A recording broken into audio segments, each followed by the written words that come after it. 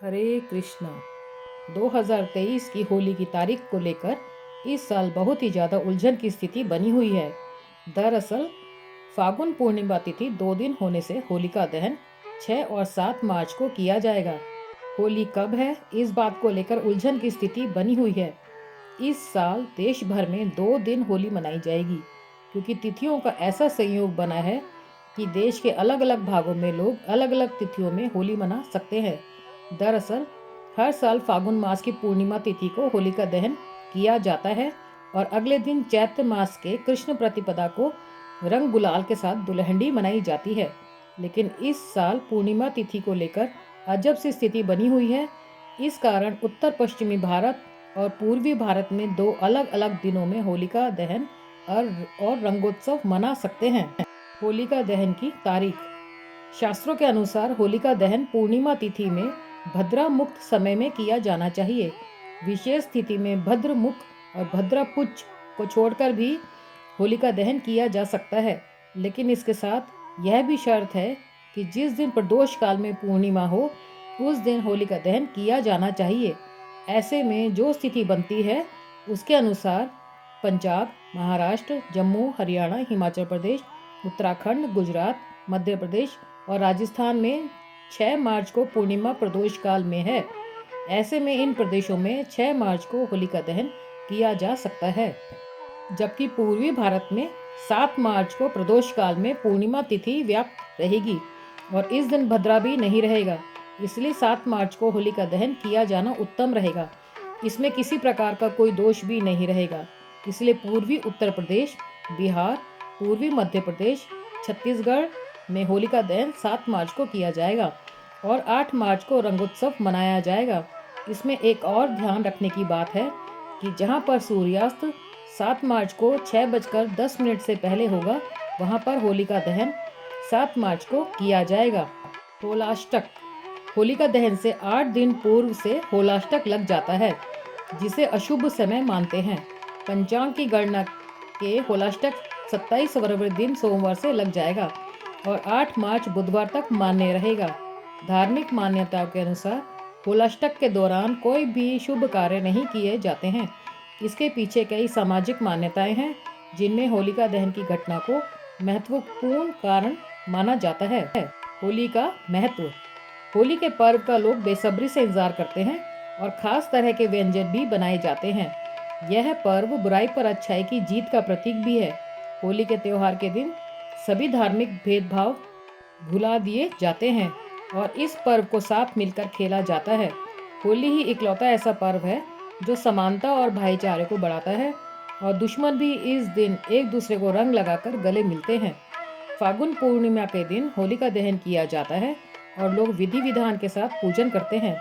मान्यता है कि होलिका दहन की अग्नि के साथ सभी तरह की बुराइयां और नकारात्मक शक्तियों का अंत भी हो जाता है। होली की पौराणिक कथा। पौराणिक कथा के अनुसार राजा हिरण्यकश्यप खुद को भगवान मानता था और जो भी उसे छोड़कर किसी अन्य देवी देवता की पूजा करता था वह उनको मार देता था। राजा हिरण्यकश्यप का पुत्र प्रहलाद भगवान विष्णु का परम भक्त था।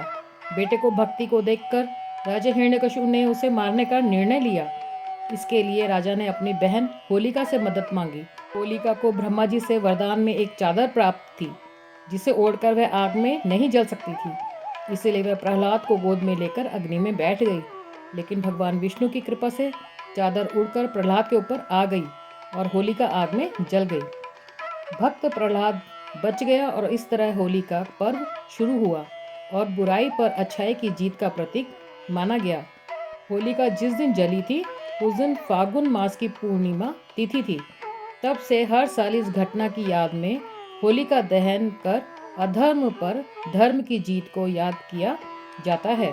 अब सुनते हैं दूसरी कथा, राधा और कृष्ण की कथा। होली का त्योहार राधा और कृष्ण की पावन प्रेम कहानी से भी जुड़ा हुआ है। वसंत के सुंदर मौसम में एक दूसरे पर रंग डालना उनकी लीला का एक अंग माना गया है। मथुरा और वृंदावन की होली राधा और कृष्ण के इसी रंग में डूबी हुई होती है। बरसाने और नंदगांव की लठमार होली तो प्रसिद्ध है ही, देश विदेश में कृष्ण के अन्य स्थलों पर भी होली की परंपरा है। यह भी माना गया है कि भक्ति में डूबे जिज्ञासुओं का रंग बाह्य रंगों से खेला नहीं जाता, रंग खेला जाता है भगवान नाम का।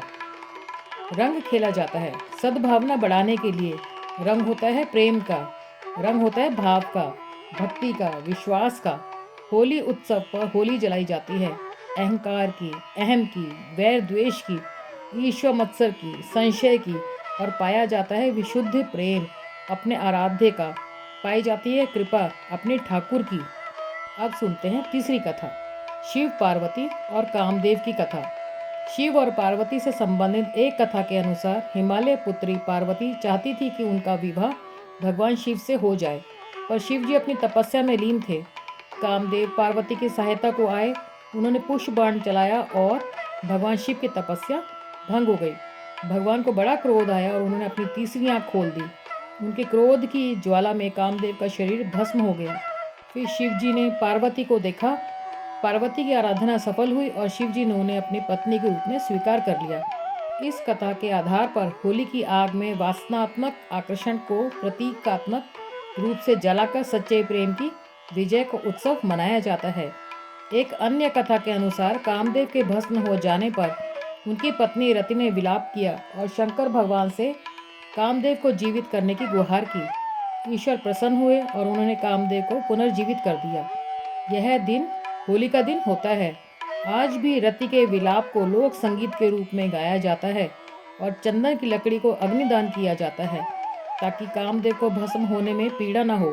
साथ ही बाद में कामदेव के जीवित होने की खुशी में रंगों का त्योहार मनाया जाता है। अब सुनते हैं एक और पौराणिक कथा, कंस और पूतना की कथा। कंस ने मथुरा के राजा वासुदेव से उनका राज्य छीनकर अपने अधीन कर लिया। स्वयं शासक बनकर अत्याचार करने लगा। एक भविष्यवाणी द्वारा उसे पता चला कि वासुदेव और देवकी का 8वां पुत्र उनके विनाश का कारण होगा। यह जानकर कंस व्याकुल हो उठा और उसने वासुदेव तथा देवकी को कारागार में डाल दिया। कारागार में जन्म लेने वाले देवकी के 7 पुत्रों को कंस ने मौत के घाट उतार दिया।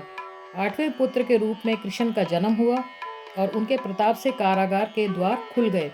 वासुदेव रातों रात कृष्ण को गोकुल में नंद और यशोदा के घर पर रखकर उनकी नवजात कन्या को अपने साथ लेते आए। कंस ने जब इस कन्या को मारना चाहा तो वह अदृश्य हो गई और आकाशवाणी हुई कि कंस को मारने वाला तो गोकुल में जन्म ले चुका है। कंस यह सुनकर डर गया और उसने उस दिन गोकुल में जन्म लेने वाले हर शिशु की हत्या कर देने की योजना बनाई। इसके लिए उसने अपने अधीन काम करने वाली पूतना नामक राक्षसी का सहारा लिया। वह सुंदर रूप बना सकती थी और महिलाओं में आसानी से घुल मिल जाती थी। उसका कार्य स्तनपान के बहाने शिशुओं को विषपान कराना था। अनेक शिशु उसका शिकार हुए, लेकिन कृष्ण उसकी सच्चाई को समझ गए और उन्होंने पूतना का वध कर दिया। यह फागुन पूर्णिमा का दिन था, अतः पूतना वध की खुशी में होली मनाई जाने लगी। अब जानते हैं होलिका दहन की पूजन विधि। होलिका दहन करने से पहले होली की पूजा की जाती है। पूजा करते समय पूजा करने वाले व्यक्ति को होलिका के पास जाकर पूर्व या उत्तर दिशा की ओर मुख करके बैठना चाहिए। पूजा सामग्री में एक लोटा जल, माला, रोली, चावल, गंध, पुष्प, कच्चा सूत, गुड़, साबुत हल्दी, मूंग, बताशे, गुलाल, नारियल आदि का प्रयोग करना चाहिए। इसके अतिरिक्त नई फसल के धान्यों जैसे पके चने की बालियां व गेहूं की बालियां भी सामग्री के रूप में रखी जाती हैं। इसके बाद होलिका के पास गोबर से बनी ढाल तथा अन्य खिलौने रख दिए जाते हैं। होलिका दहन मुहूर्त समय में जल, मौली, फूल, गुलाल तथा ढाल व खिलौनों की 4 मालाएं अलग से घर से लाकर सुरक्षित रख लेना चाहिए। इनमें से एक माला पितरों के नाम की, दूसरी हनुमान जी के नाम की, तीसरी शीतला माता के नाम की तथा चौथी अपने घर परिवार के नाम की होती है। कच्चे सूत को होलिका के चारों ओर 3 या 7 परिक्रमा करते हुए लपेटना चाहिए। फिर लोटे का शुद्ध जल व अन्य पूजन की सभी सामग्री को एक एक करके होलिका को अर्पित करें। रोली, अक्षत व पुष्प को भी पूजन में प्रयोग किया जाता है। गंध पुष्प का प्रयोग करते हुए पंचोपचार विधि से होलिका का पूजन किया जाता है। पूजन के बाद जल से अर्घ्य दें। होलिका दहन के बाद होलिका में जिन वस्तुओं की आहुति दी जाती है उनमें कच्चे आम, नारियल, भुट्टे या सप्त धान्य, चीनी के बने खिलौने, नई फसल का कुछ भाग प्रमुख है। सप्त धान्य गेहूँ, उड़द, मूंग, चना, जौ, चावल और मसूर भी अर्पित करें। होली की भस्म घर में लाकर रखनी चाहिए। तो आप इसी तरीके से होलिका दहन की पूजा कीजिए और बाद में होली का त्यौहार मनाइए। यह होली आपके लिए बहुत शुभ हो और बहुत शुभ फल लेकर के आए। आपको होली की बहुत बहुत बधाई और शुभकामनाएं। अब सुनते हैं होली का भजन। हो मैं तो होली शाम संग खेलूंगी, होली खेलूंगी। मैं तो होली शाम संग खेलूंगी, होली खेलूंगी। मैं तो होली शाम संग खेलूंगी, होली खेलूंगी। सास ननंद से नाही डरूंगी, सास ननंद से नाही डरूंगी। पिया जी के बोल सब सह लूंगी, होली खेलूंगी। हो पिया जी के बोल सब सह लूंगी, होली खेलूंगी। मैं तो होली शाम संग खेलूंगी, होली खेलूंगी। मैं तो होली शाम संग खेलूंगी, होली खेलूंगी। हाँ मैं तो होली शाम संग खेलूंगी, होली खेलूंगी। ना चाहिए हमें महल अटारी, ना चाहिए हमें महल अटारी। हो छोटी सी झुपड़िया में रह लूंगी, होली खेलूंगी। छोटी सी झुपड़िया में रह लूंगी, होली खेलूंगी। मैं तो होली शाम संग खेलूंगी, होली खेलूंगी। मैं तो होली शाम संग खेलूंगी, होली खेलूंगी। ना चाहिए हमें माखन राबड़ी, ना चाहिए हमें माखन राबड़ी। हो खट्टी छाछ ही मैं पी लूंगी, होली खेलूंगी। हो खट्टी छाछ ही मैं पी लूंगी, होली खेलूंगी। मैं तो होली शाम संग खेलूंगी, होली खेलूंगी। मैं तो होली शाम संग खेलूंगी, होली खेलूंगी। चंद्र सखी को रमण तुम्ही संग, चंद्र सखी को रमण तुम्ही सब। दिल की बत्तियां सब कह लूंगी, होली खेलूंगी। हो दिल की बत्तियां सब कह लूंगी, होली खेलूंगी। मैं तो होली शाम संग खेलूंगी, होली खेलूंगी। मैं तो होली शाम संग खेलूंगी, होली खेलूंगी। मैं तो तुम संग होली खेलूंगी, वृंदावन में खेलूंगी, नंदगांव में खेलूंगी, बरसाने में खेलूंगी, गिरिराज में खेलूंगी, राधा वल्लभ खेलूंगी, राधा रमण में खेलूंगी, परिक्रमा में खेलूंगी, सेवा कुंज में खेलूंगी, निधि वन में खेलूंगी। मैं तो होली शाम संग खेलूंगी, होली खेलूंगी। मैं तो होली शाम संग खेलूंगी, होली खेलूंगी। होली है, होली है, होली है, हो हो हो हो। होली है, होली है, होली है। मैं तो होली शाम संग खेलूंगी, होली खेलूंगी। मैं तो होली शाम संग खेलूंगी, होली खेलूंगी। मैं तो होली शाम संग खेलूंगी, होली खेलूंगी। मैं तो होली शाम संग खेलूंगी, होली खेलूंगी। अगर आपको मेरा ये वीडियो पसंद आया हो तो लाइक कीजिए, शेयर कीजिए, सब्सक्राइब कीजिए व्रत कथा गृहस्थ को।